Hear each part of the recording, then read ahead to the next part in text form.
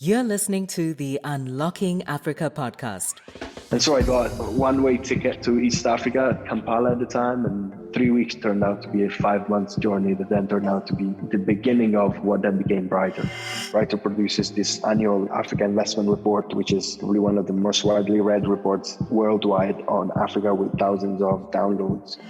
We tried to look at it less from a romantic perspective and more from a pragmatic perspective. There's an incredible potential for better government regulation and any regulatory related product. The Africa Free Trade Agreement could be very powerful. Stay tuned as we bring you inspiring people who are unlocking Africa's economic potential. You're listening to the Unlocking Africa podcast with your host, Tessa Adamu. Welcome to the Unlocking Africa podcast, where we find amazing people who are doing amazing things to unlock Africa's economic potential. Today, we have a very special guest, man of the moment, Dario Giuliani, who is director of Brighter Bridges. Welcome to the podcast, Dario. How are you? Hey guys, thanks for having me. I'm fabulous. Looks like London is getting back into spring after a couple of weeks of terrible cold weather. So we're good. How are you? I'm good, thank you. The weather's looking quite nice here, sitting in Manchester, so it's good to see things opening up. It's good to experience a bit of nice weather as well as we prepare for the summertime. And it's great to have you on the podcast, Dario. Thanks. So I thought we could probably just kick things off by just introducing yourself. If you can just tell us a bit more about who Dario is. Sure. Myself, I'm Italian. I've been spending the last 10 years in the UK, mainly bits and pieces around sub-Saharan Africa and Southeast Asia and across Europe. I founded Brighter almost 4 years ago. I have a passion for street photography and music, which is what I was brought up with. And I kind of always wanted to write, and I always kind of wanted to do something with an impact. And I stumbled upon after uni writing about some of the experience that entrepreneurs were having their journeys. It wasn't necessarily around Africa at the beginning. It started as an experience-driven storytelling. And then through uni and through work experiences, which I can tell you about, I ended up working more so across the continent. Fantastic. Thank you for that. So you mentioned in terms of how Brighter started with your passion for being creative and writing, and the company was founded in 2018. I was wondering if we could go into a bit more detail regarding that. Can you tell us a bit more about how Brighter started, where you were in terms of where the concept came about? Absolutely. So Brighter was born as a magazine. But as a matter of fact, Brighter, even the 2018 magazine, was a 2.0 version of a magazine that I had back in uni, where, as I said, I was writing about entrepreneurial journey around tech for good, not necessarily around emerging markets. Myself, I'm a graduate in development studies, and I've always had an interest in emerging markets and opportunities there. And I kind of ended up stumbling upon an opportunity I always say was very serendipitous episode where I was still in uni and I ended up in Ghana for an internship. And the internship turned out to never exist because the company wasn't really there. Oh, wow. Yeah. So what happened was I was traveling with a wealth of books to write my thesis for my master, and was traveling with my camera and my tripod because of the street photography that I was doing. And that kind of hiccup led me to sort of sit back and be like, what am I going to do for the next few months until, my return flight? I ended up sort of Googling entrepreneurs and innovation stories across Accra and carrying my camera and my tripod to start videos and then to start writing stories. And during the day, I would interview entrepreneurs and accelerators across Accra. And I was using Impact Hub Accra as a base. And at night, I would kind of transcribe, and then I would carry on studying and finishing my thesis. That's how really the magazine in 2016 started. Then, obviously, different chapters. I started working in corporate and as a consultant, as a researcher. And only 2 years later, faced with all the network that I had been building, I decided to kind of retrieve the project that I had started 2 years before and get back into it. And that project was Brighter Bridges, which at first was born as a Brighter magazine, with the idea to showcase, as you asked the question, the idea to showcase the brighter side of what we call underserved markets. And by underserved market, we don't really necessarily look at the GDP growth or kind of income per capita, but we look at the opportunities that are not projected on the outside because of a lack of information. Thank you for that. I actually love that story. That's an amazing story. You detailed how the company started as a magazine and how you ended up in Ghana and built a strong network. So what is it about Africa that drew you in and made you decide to dedicate and focus on business in Africa? It's interesting because back at uni, I was taking equally Asian and African courses. I was a bit of a nerd on economics, and I was very interested in the development journeys of different countries. And at first, I actually wanted to move to China. Okay. I was fascinated by the journey the Chinese organization, the Chinese economy, had undertaken over the past 30 years. But the long story short is that I actually started Brighter when I was in Southeast Asia. I was in a hostel in Manila.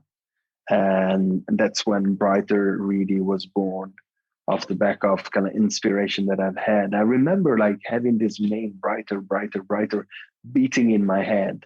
And it sounds very like cinematic, but it's how it was. Like I had this kind of will to get back into writing, and then I had this name pumping in my head, like Brighter, like use the word Brighter. And that's how I set it up. Like I'm kind of an impulsive guy. When I have something, people that know me know this. Like as soon as I have an idea, I'm like, fuck it, I'm just gonna do it.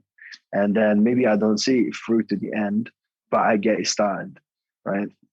And so I was in Manila. I wasn't even in Africa when that happened. And after spending 6 months across Europe and Southeast Asia, I was like, I'm writing about tech in emerging markets. I'm writing about investment in emerging markets. I think I need to start kind of traveling to East Africa. At the time, I had never been to East Africa. Okay. I'd only been to West Africa. No. So I was like, I'm just going to go to this infamous Nairobi that seems to be, the cradle for innovation. And so I did. I got a one-way ticket to East Africa, Kampala at the time, and for a 3 weeks journey. It turned out to be a 5 months journey that then turned out to be the beginning of what then became Brighter.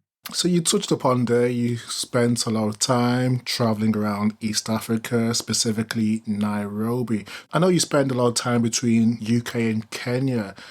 Is that coincidental, or is there a strategic reason why you've based yourself in Kenya?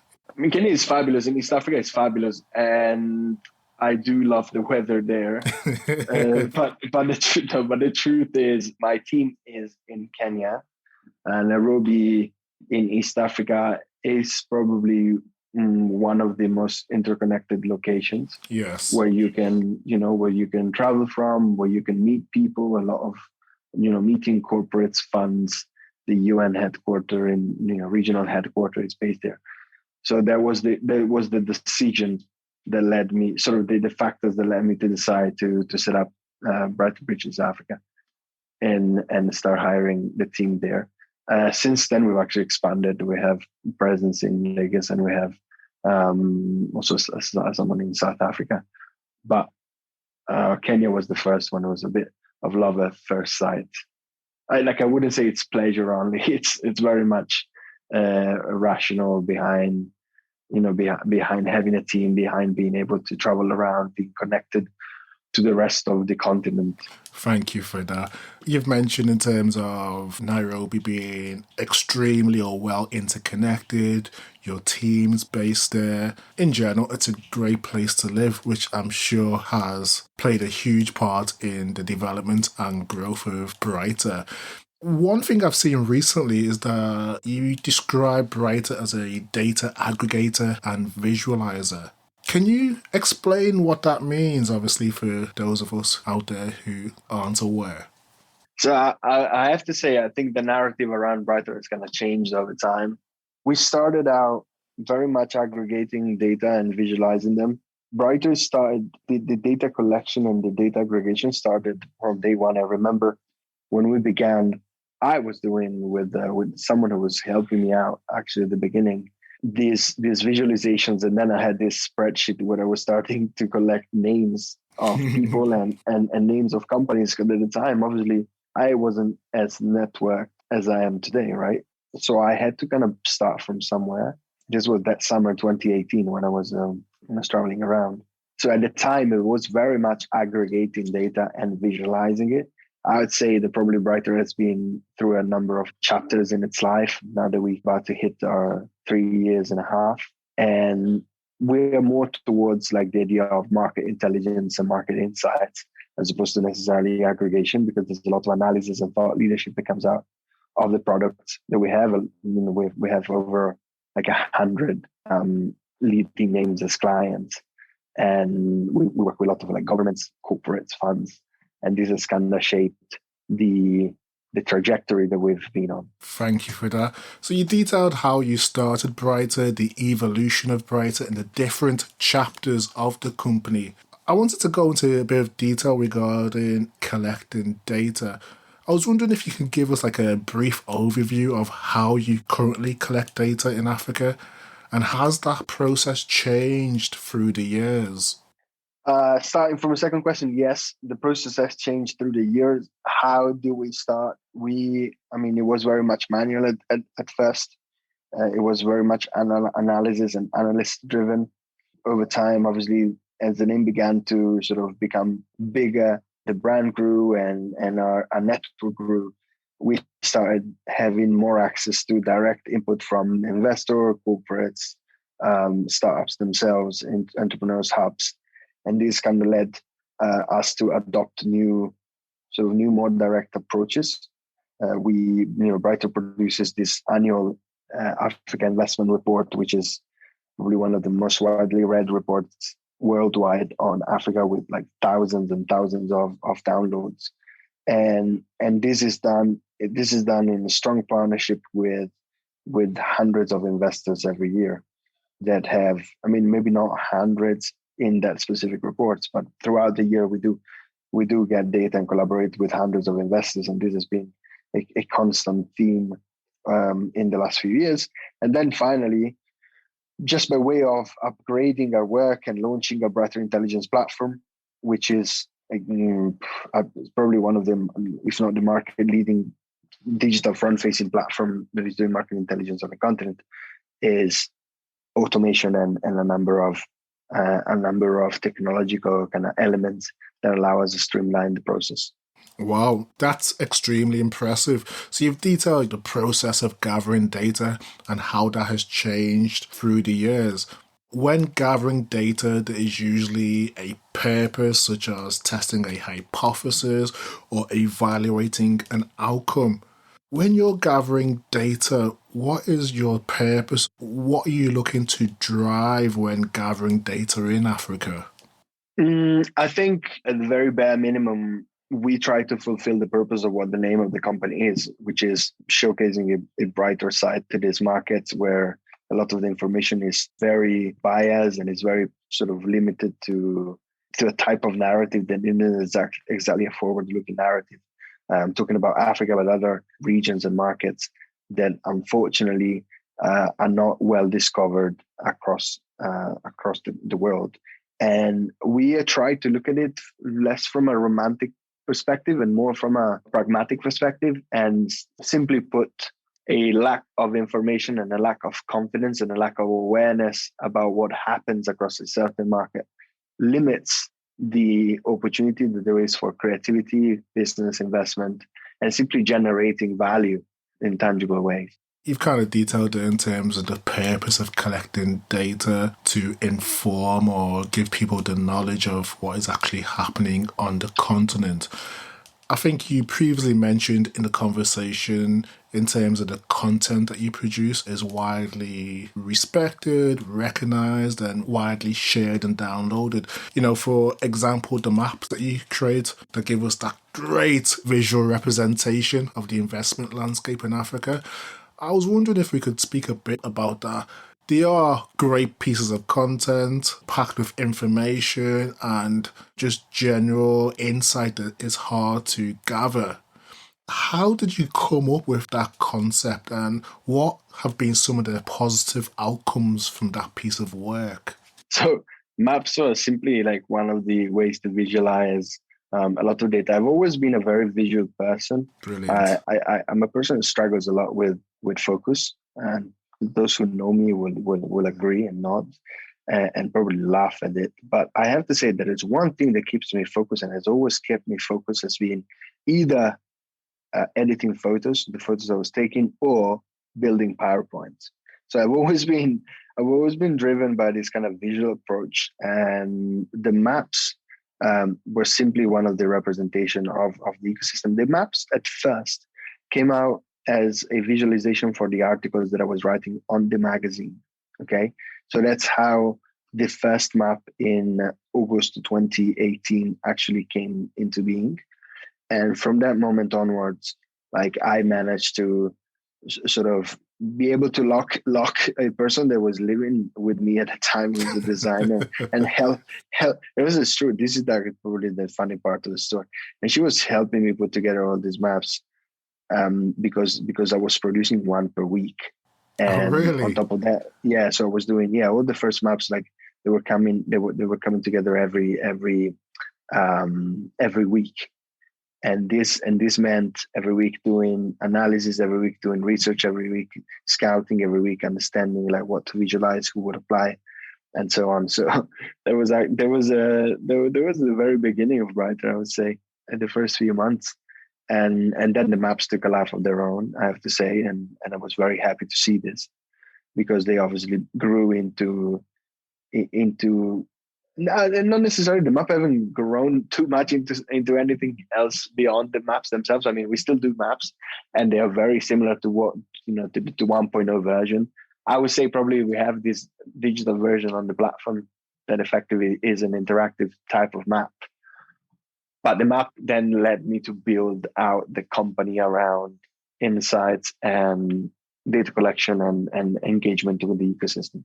That's amazing to actually understand the early days in terms of how the map started and how they've actually developed and grown to be such an important part of your business and I guess the general ecosystem of startup investment in Africa. That's an amazing story. Thank you for sharing that, Dario. Earlier on, you mentioned that you collaborate with a lot of investors to create your annual report.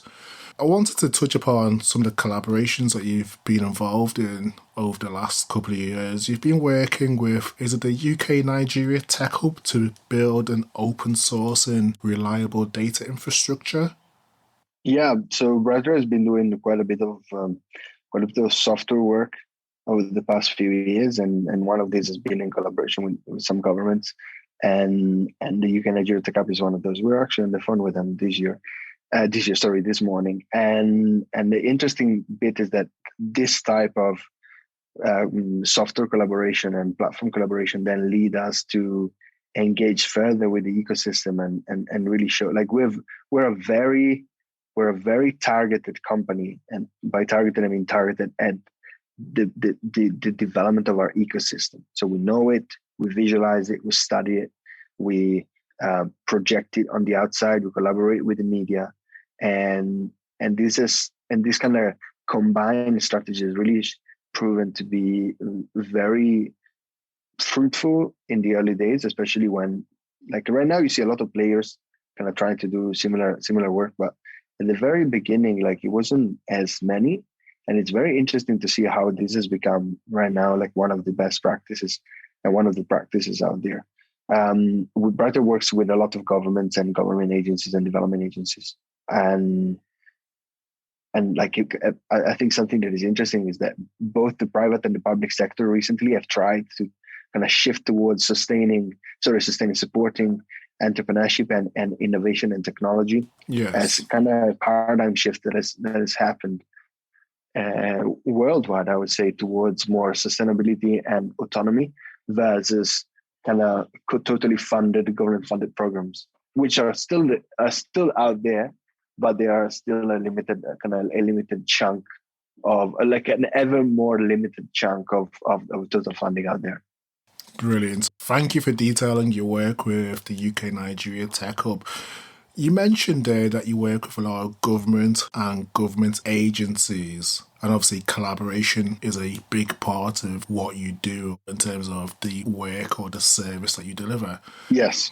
This kind of work requires a lot of positive policy collaboration. Are there any interesting policy changes taking place in Africa, encouraging or potentially inhibiting in the aspect of your ability to collect data? Okay, so policy towards like not being able to carry out our work, and I wouldn't say so. I would say, in fact, that there's been a massive push towards more clarity, and we know that a lot of the governments on the continent are actually trying to get their head around what is happening, and to get their head around supporting these organizations across each country. And we've seen a lot of cross-regional and cross-government collaboration, spearheaded by, AFDB and UNECA and UNDP and the EU. And this has been quite broad. Earlier on, you mentioned an annual report that you produce. Obviously, 2021 was a big year for investment in African startups. Along with that, you've been quoted countless amounts of times regarding the figure which was quoted was a $4.9 billion in 2021 was received by African startups. Yeah, correct. Obviously, the availability of data has made it possible to create this type of information. I think there has been a shift and you can see it in the last 5 years. We've been tracking deals for like they go back for over a decade. But what you see right now and what you see in the last 5 years, I would say, is an increased interest from and increased activity from the media and I would say even from the founders and the PRs and the investors per se in portraying what is happening in the ecosystem. This is a PR stunt in many regards, but it's also a way for people to really understand. It's both a symptom of what is happening, right? Yes. Of the growth that is happening, and a way for the ecosystem to actually show what is happening on the ground and attract further funding. So it's both like a symptom and a strategy that is now like being kind of quite consolidated, that sees actors trying to show out there what is happening in an effort to sort of attract the right people. This doesn't always work and sometimes attracts the wrong people. Yes. But the ecosystem has been growing significantly. The debate around the ecosystem has been growing and been maturing. You'd be surprised, like good and bad news that you're seeing in right now in the media, they are anyway a symptom of a pathway to maturity that the ecosystem has been undergoing over the past decade. And it's very impressive.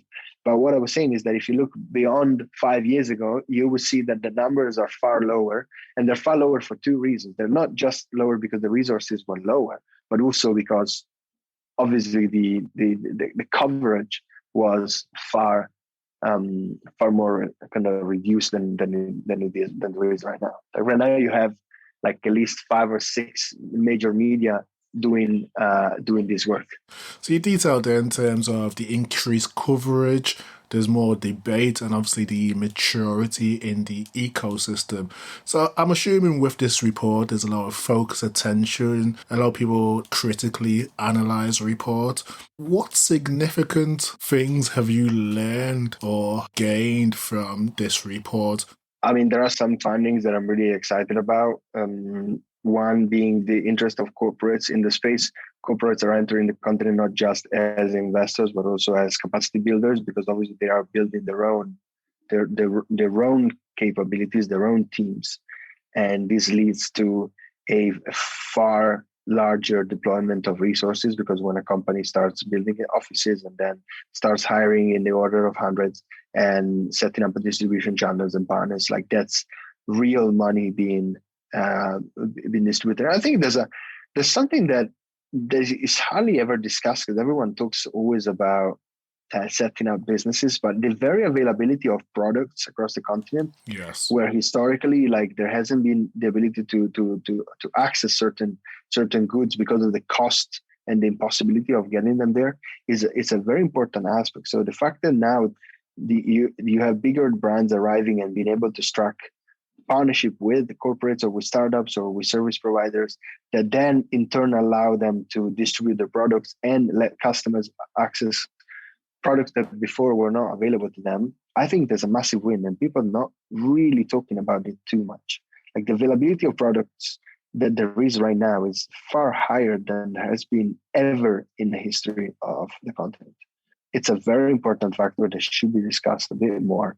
I agree 100%. My background is in international trade and development, and I definitely agree in terms of the availability of brands, the interest of international players looking to enter the African market. It's never been as big or exciting since I've been involved. So yeah, I agree 100%.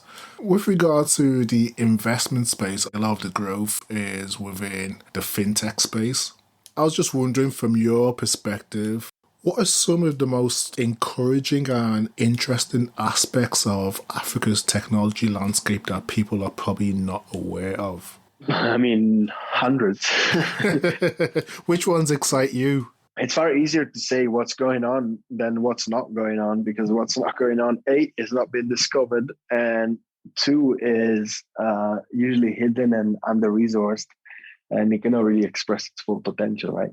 So I would say there's an incredible potential for better kind of government regulation and any regulatory related product, even kind of government tech, civic tech at the level of paperwork, streamlining processes everywhere, and also to minimize kind of petty corruption.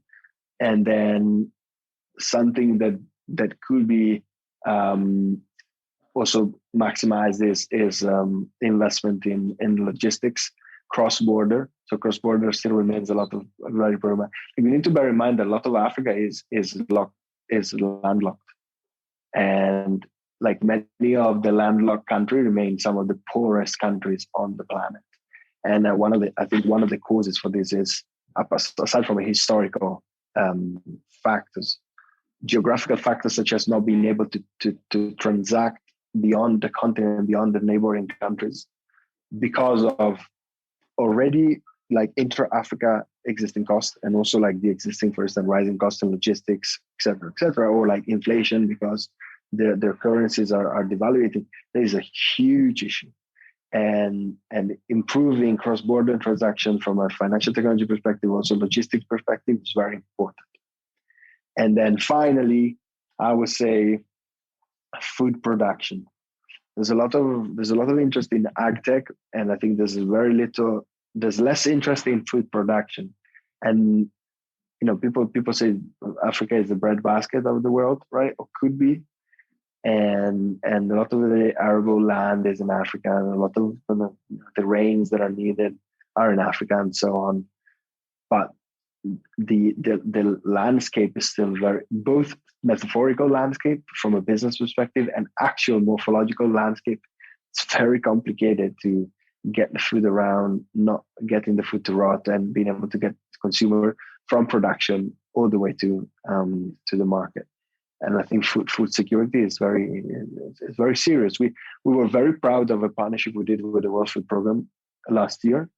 A report that we released very pretty recently, I'd say. And this looked at what the innovators are doing, so startups and tech organizations are doing, and investors are doing to promote better food security through innovation. But this is a drop in the ocean. Like smallholding farmers are still the largest producers of, or like larger demographic list of food across the continent, and they are extremely under-resourced to the level of living in near, if not effective, poverty all the time, and be very subject to sort of shocks. So this is very problematic because it's not just tech that can fix it. In fact, tech can only kind of probably smoothen some processes, but not infrastructurally change, the way things have done.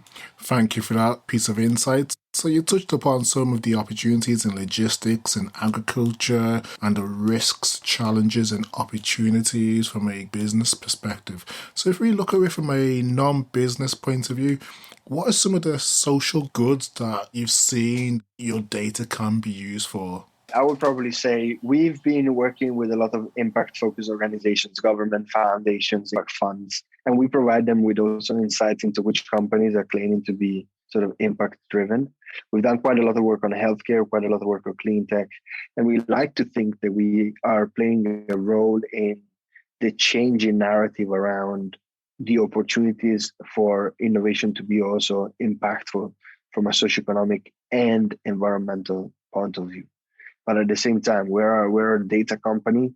We can inform, and it's largely focused on business insights.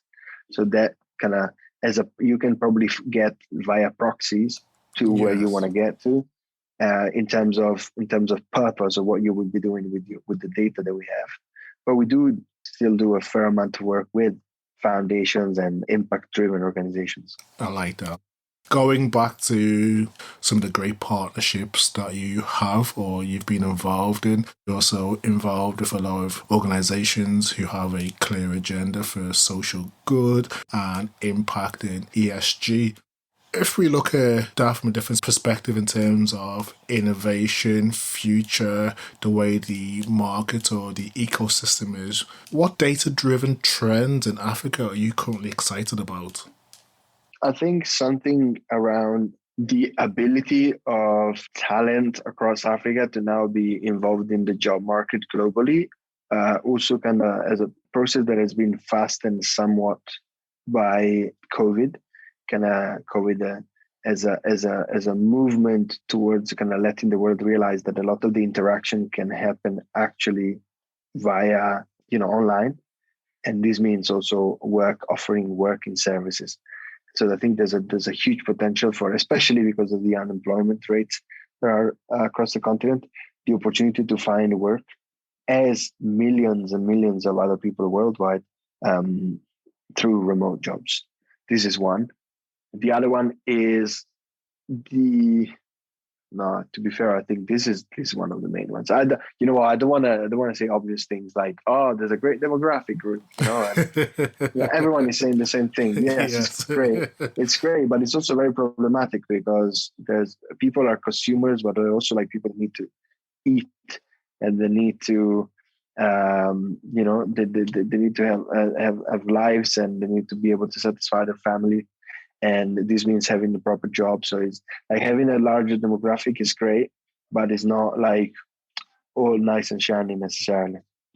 There are problems attached to a fast rising demographic, especially a rising demographic that is going to live at the edges of cities and the outskirts of cities where service provision is basic, where access to education is basic. So I think I want to keep things pretty tangible and pragmatic, as opposed to just being the usual positive cookie around GDP growing and GDP per capita growing, and there are many macroeconomic factors that are phenomenal, and we're all aware of this. Or anyone who is mildly aware of what actually is happening across the continent is excited about. But how can you get a step further? Right? How can you actually be investigate? How can you be inquisitive about the real change that can happen? Where is change happening?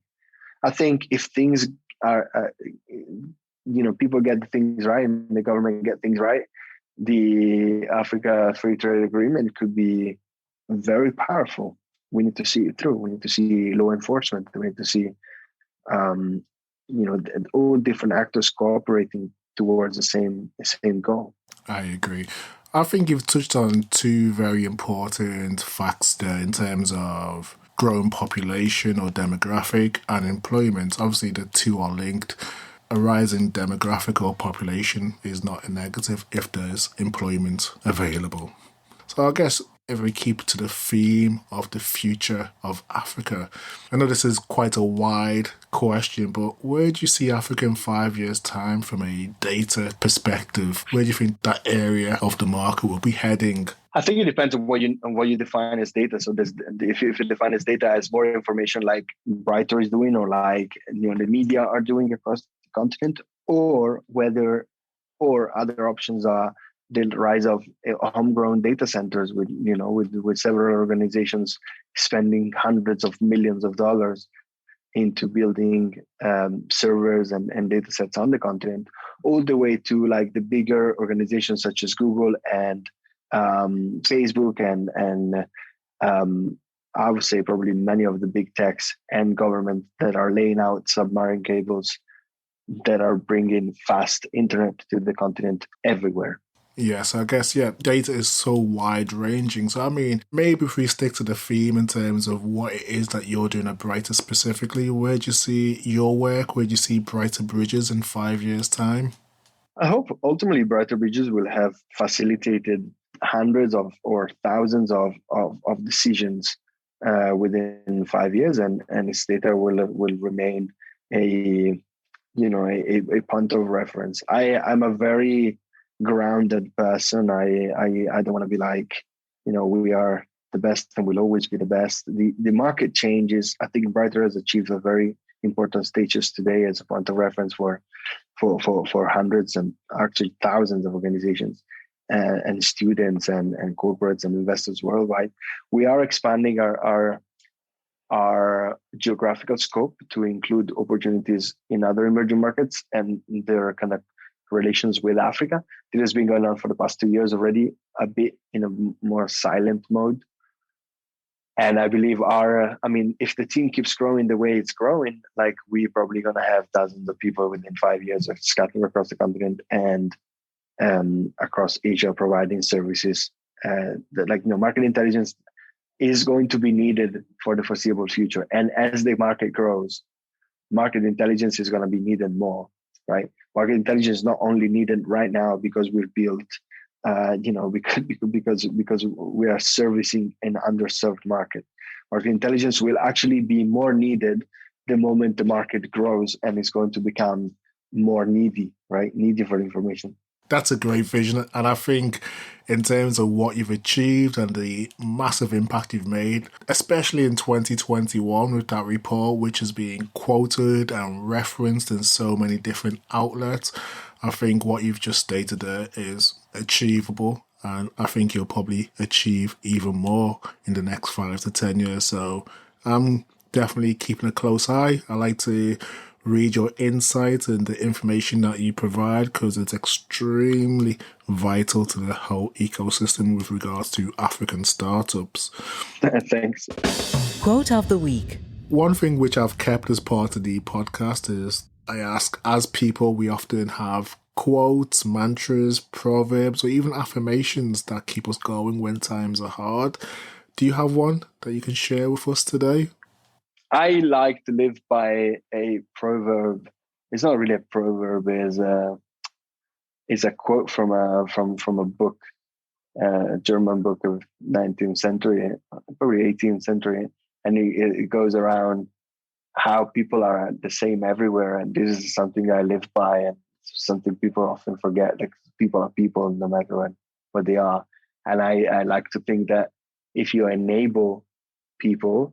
And my contribution to this enablement is providing information that is otherwise harder to find, then these people can achieve what everyone else with more means can achieve.